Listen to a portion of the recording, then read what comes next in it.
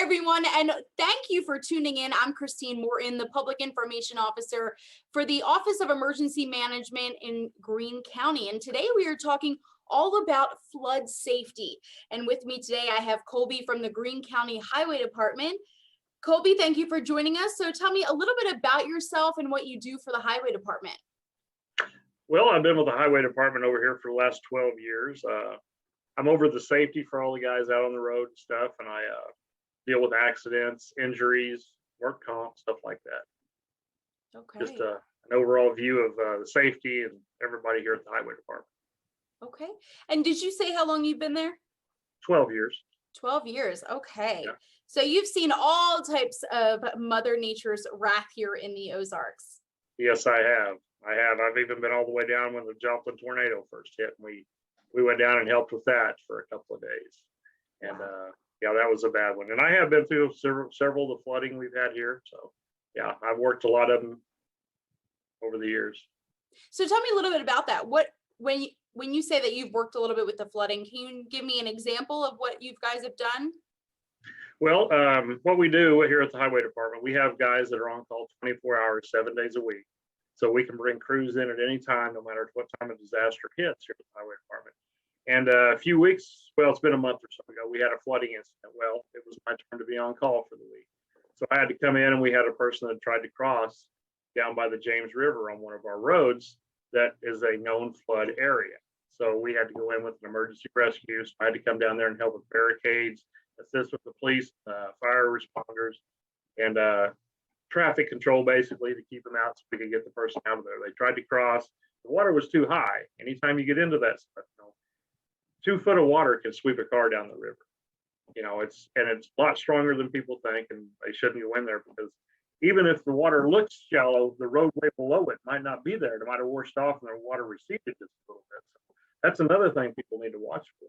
It's not just the water if there's not a roadway under that water. So that's just a couple of things. And that's kind of what this person got into, trying to cross in a hurry, didn't want to go around.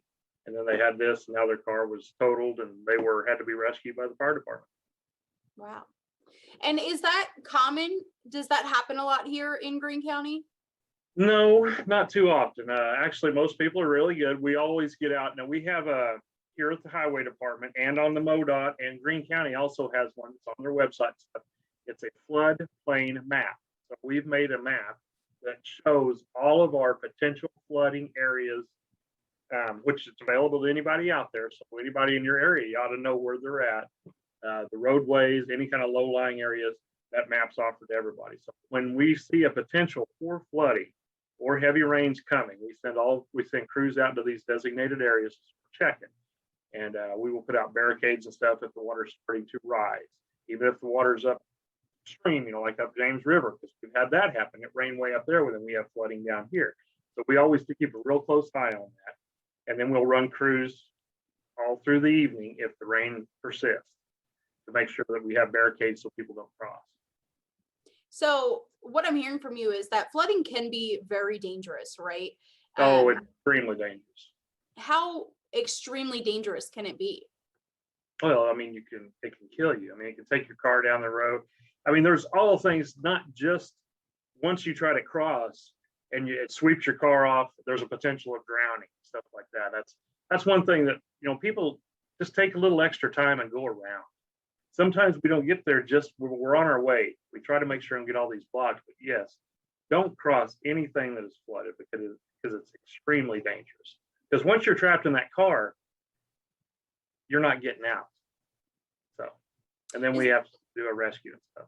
Is there any prevention tips, like something maybe people can carry in their car with them if they ever find themselves in this type of situation? Well, basically, if you're in your car or something like that, just turn around, don't drown. That's our basic say.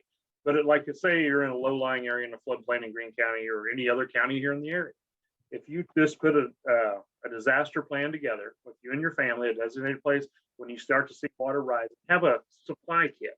Some canned food, first aid, water, can openers, a battery-powered radio, flashlights, protective clothing, stuff like that, because this type of stuff comes, and it comes fast sometimes.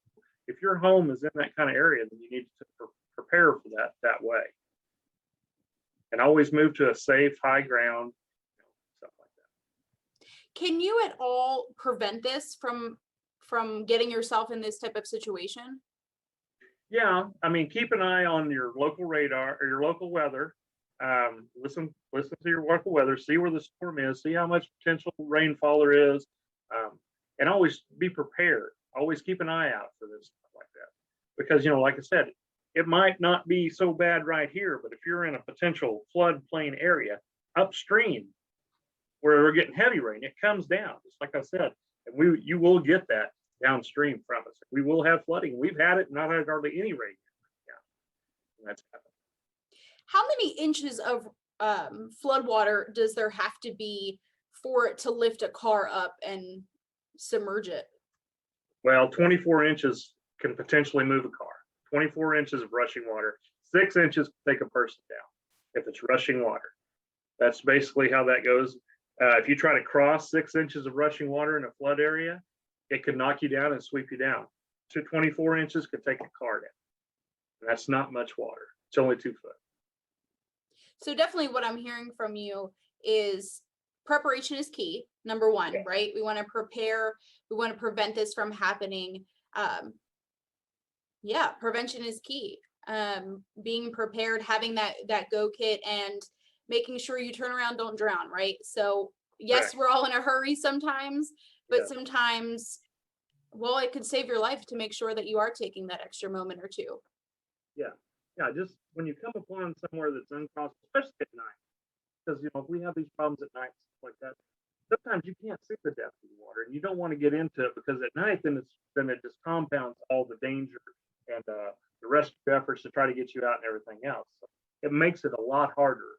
So if you see running water over a roadway, turn around and that's the simplest thing to do. And if you're at home and you're in a floodplain area, take some extra precautions. Get a plan together with your family. Get preparations together with first aid kit camp. Have a plan ready in case of a flood, because they can come up fast. And I know in the beginning of our discussion, you had mentioned a little bit about having maps that shows where areas flood. Can the general public access those maps? Yes, they're all on the website. You can get them under Greene County. They're under I was trying to think of it. I'm sorry, I can't, but it's under the Greene County website. You can look in there and kind of poke around, but they're in there. MoDOT has them. MoDOT's a good one to go to. MoDOT's really helps with a lot of that too. But we do have those out there. Okay. Well, is there any other advice, safety advice that you would give to our community about flooding? No, just stay out of it. I mean, let me think. I don't know. Just turn around, don't drown, basically. Let's just keep everybody safe and get everybody home. So don't take a chance. It's not worth it. Okay. Well, thank you so much. It was a pleasure speaking with you, and I know everyone who's tuning in really appreciates all of the safety advice that you've given today. And you can also find any safety advice on all of the OEM social media channels that you can look at. We're constantly updating with tips and tricks to make sure that you and your family stay safe during severe weather, which is rapidly coming up. Thank you.